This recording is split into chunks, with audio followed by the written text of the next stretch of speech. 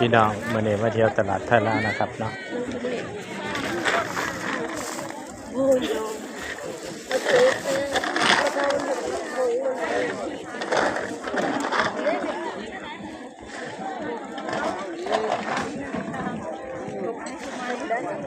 เมี่ยงนะครับไม่กิโลนะครับเต็มเลย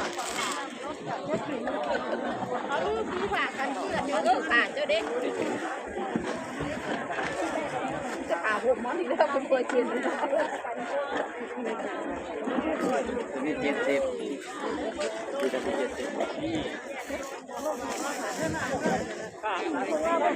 ชอบชิ้นเดียวที่นี่ไปที่เหลือคือกันค่ะชมชมเฮาหอยโขงพี่น้องจักบาทนอบักหอย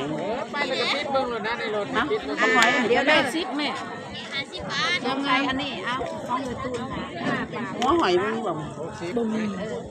เพราะว่าใส่ละเขาคนมาใหม่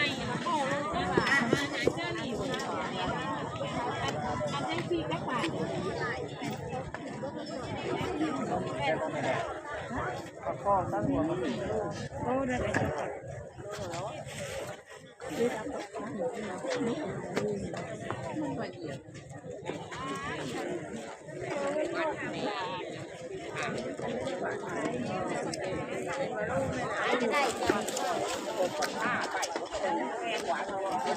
มีเท่าก่อนเท่าขีด100กินได้ของอื่น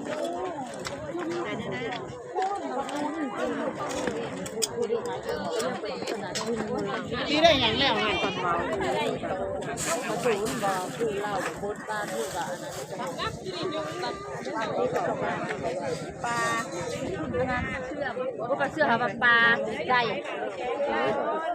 เด็กแมนบ่ได้หาบ่มีปลาเชื่อมแต่ปลาไก่แต่เฮา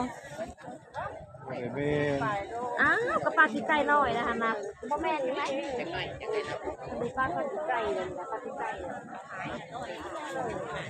เรื่องละ2,000จะโหบ่ได้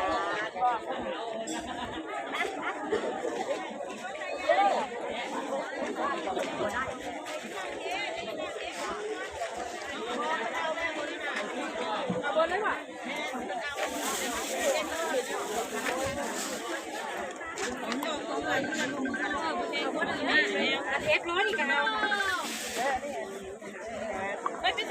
เอาเจ้าคือว่าเอา11ให้ข่อยเจ้าเอา10ร้อยเพิ่นก็ได้ตัววันนี้เพิ่นท่านได้เปิดคือเท่าไหร่โอ้แต่จังบ่ได้ยังออกอันจะจ้องไว้เด้อจะย่าไปไผไปกลับขึ้นมา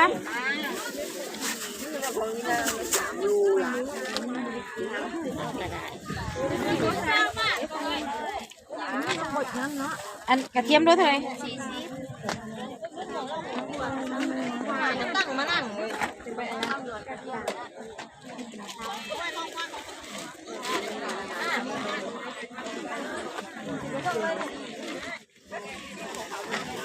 แล้วน้อยติดแล้วหรอบ้าซิ่งมาคืนด้วยหน่อยเด้อ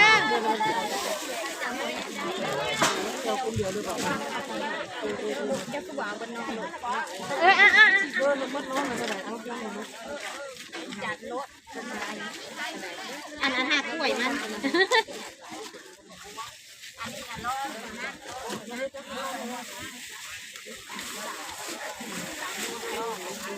โลกงัวพี่น้องจำนี้นะครับ